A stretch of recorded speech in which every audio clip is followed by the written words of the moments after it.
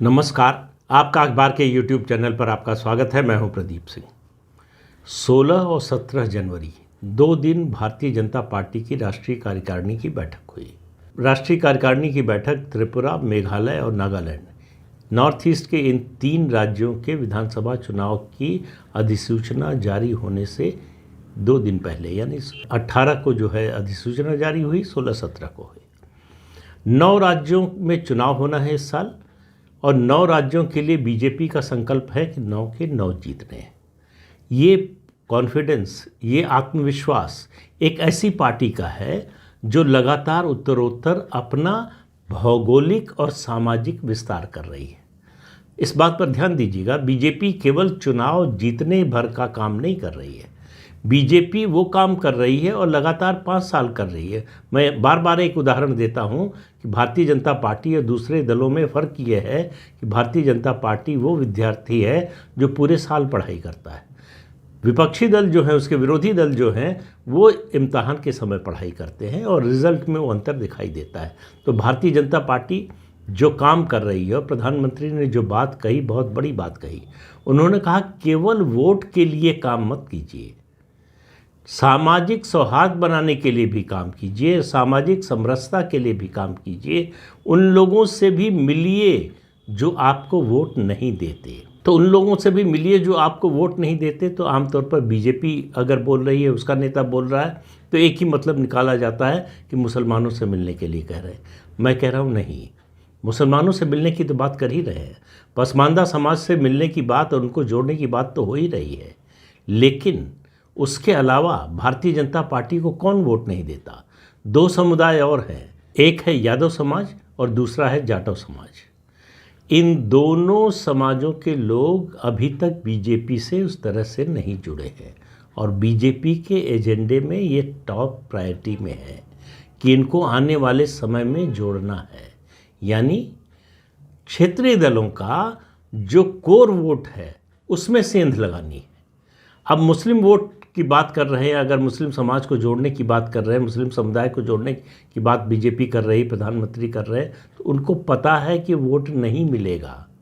2 तरह के हैं इसमें, देखिए 2 वर्ग हैं। एक मुस्लिम समुदाय जिसके बारे में अच्छी तरह से पता है कि वोट नहीं मिलेगा।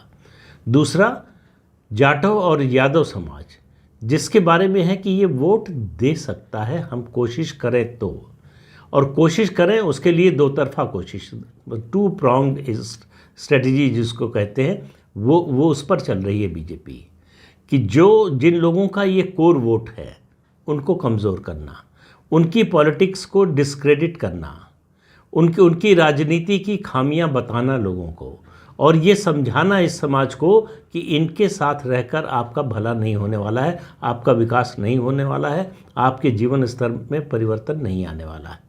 तो ये जो कोशिश है। और दूसरा, मुस्लिम समाज को फिर क्यों जोड़ने की बात कर रही है बीजेपी जब पता है कि वोट नहीं देगा? वो न्यूट्रलाइज करना चाहते हैं।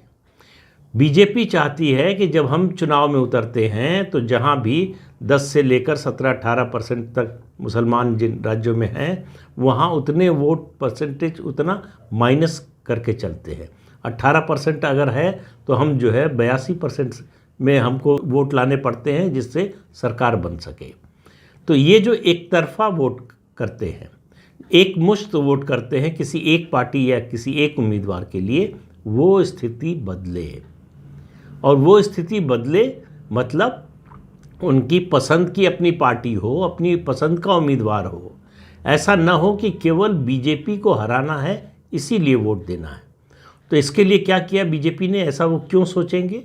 इसके लिए बीजेपी ने पिछले 8.5-9 साल में सरकार की ओर से, पार्टी की ओर से जो मेहनत की, जो केंद्रीय योजनाएं हैं, जो आउटरीच का प्रोग्राम है पार्टी का, उस सब में ये दिखाया कि जब हम काम करते हैं, जब हम सत्ता में आते हैं, तो हम संप्रदाय और जाति के आधार पर भेदभाव नहीं करते।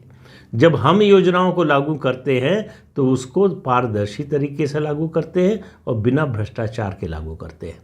लाभ किसको ज़्यादा मिल रहा है ये उसकी जाति और धर्म को देखकर नहीं, कौन ज़्यादा ज़रूरतमंद है इसको देखकर तय होता है। लेकिन मैंने ये सब बातें कही मेरी नज़र में जो इस नेशनल एग्जीक्यूटिव का संदेश है वो इन सब बातों से बहुत अलग और बहुत बड़ा है। भारतीय जनता पार्टी में संगठन के स्तर पर जिस तरह के बदलाव हो रहे हैं, गुजरात चुनाव के बाद नतीजे आने के बाद जिस तरह का संकेत मिला है, गुजरात का एक्सपेरिमेंट, उसकी जो सफलता है, उसने नए आयाम खोले हैं, नए द्वार खोले हैं भारतीय जनता पार्टी के संगठन के लिए। और उसका मंत्र एक ही है, और वो मंत्र है बदलाव, परिवर्तन। परिवर्तन जो है वो चेंज विथ कंटिन्यूटी, यानी निरंतरता के साथ बदलाव, परिवर्तन। तो निरंतरता क्या?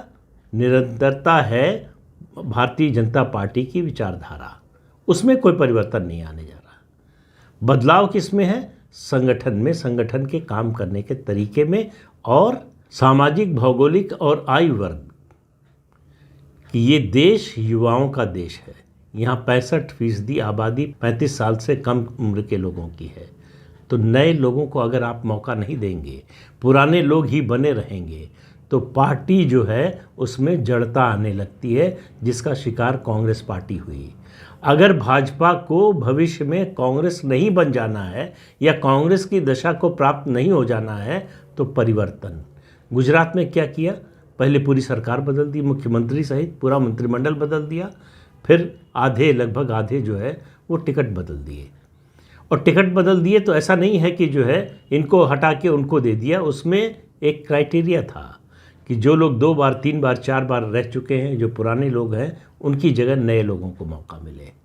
और यही होने जा रहा है आने वाले 9 राज्यों के विधानसभा चुनाव और उसके बाद लोकसभा के चुनाव में। बड़े पैमाने पर परिवर्तन का संकेत है, और इसकी शुरुआत इस नेशनल एग्जीक्यूटिव से हो गई है, जिसकी ओर मेरा मानना है कि मीडिया के ज़्यादातर लोगों, या कहें लगभग सभी लोगों को शामिल कर लें, उनका ध्यान नहीं गया है। 2 दिन चली कार्यकारिणी की बैठक, उसमें पहले दिन के कार्यक्रम का संचालन किया रांची की 2 बार मेयर रही आशा लाकड़ा ने। ये भारतीय जनता पार्टी में कभी नहीं होता था, या किसी भी पार्टी में नहीं होता। वो वरिष्ठ लोग जो है मंच का संचालन करते हैं, दूसरे इस तरह के काम करते हैं। दूसरे दिन के कार्यक्रम का संचालन किया अलका गुजर ने। तो महिला, आप ध्यान दीजिए, आदिवासी, गुजर समुदाय से और युवा, 3 चीज़ें एक साथ। इसके अलावा जो प्रस्ताव पेश हुए उनमें भी वरिष्ठ लोगों को जगह नहीं मिली, वरीयता नहीं मिली। वरिष्ठ लोगों के लिए दूसरे काम छोड़ दिए गए। जो G20 पर प्रस्ताव आया, सुधा यादव और बैजयंत पांडा ने पेश किया। समाज कल्याण या सामाजिक न्याय का प्रस्ताव जो है वो बिहार के सम्राट चौधरी ने पेश किया। तो सामाजिक समीकरण और पीढ़ी परिवर्तन और महिलाओं पर खास जोर, ये 3 चीज़ें इससे निकल कर आती हैं। आपको आने वाले विधानसभा और लोकसभा चुनाव में ये सब दिखाई देगा भाजपा में परिवर्तन का। और सबसे बड़ा परिवर्तन आपको अगर कहीं दिखाई देगा तो उसकी शुरुआत होगी कर्नाटक से।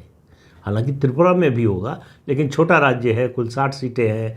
पहली बार 2018 में जीते थे, 2013 में उससे पहले चुनाव लड़े थे 49 सीटों पर, 49 सीट्स पर, और एक भी नहीं जीते थे। जिस विधानसभा में बीजेपी का एक भी विधायक नहीं था, वहाँ पूर्ण बहुमत की सरकार बन गई 5 साल में। ये संगठन की ताकत होती है।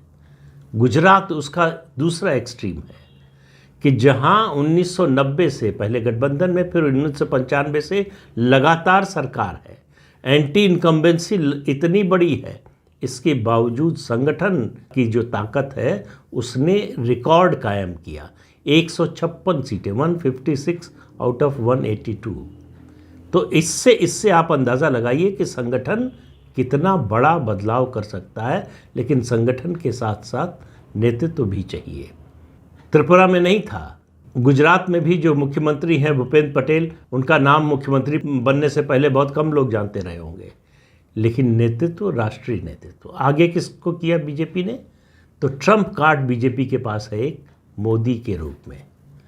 मोदी के रूप में विधानसभा चुनाव हो, लोकसभा चुनाव हो, ये लोग कहते हैं और सही भी है कि लोकसभा चुनाव में बीजेपी को जितने वोट मिलते हैं राज्यों में, राज्य के जब विधानसभा के चुनाव होते हैं तो कम हो जाते हैं। सही बात है, लोकसभा चुनाव में वो वोट आता है मोदी के नाम पर, लेकिन विधानसभा चुनाव में भी मोदी के नाम पर वोट आता है।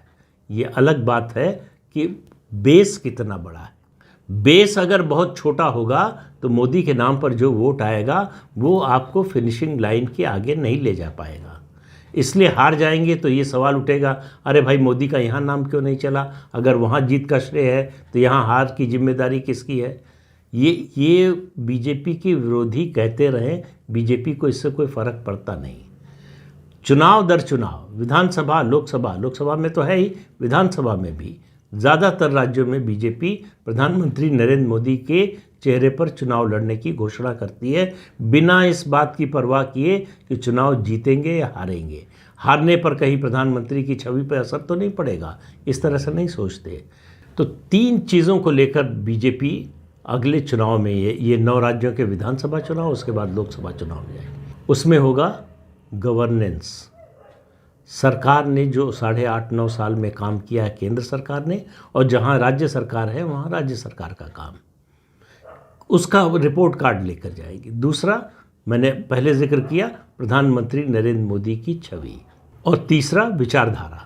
विचारधारा से कोई समझौता नहीं करना है। जो नए लोग आ रहे हैं उनको भी अपनी विचारधारा के अनुरूप ढालना है।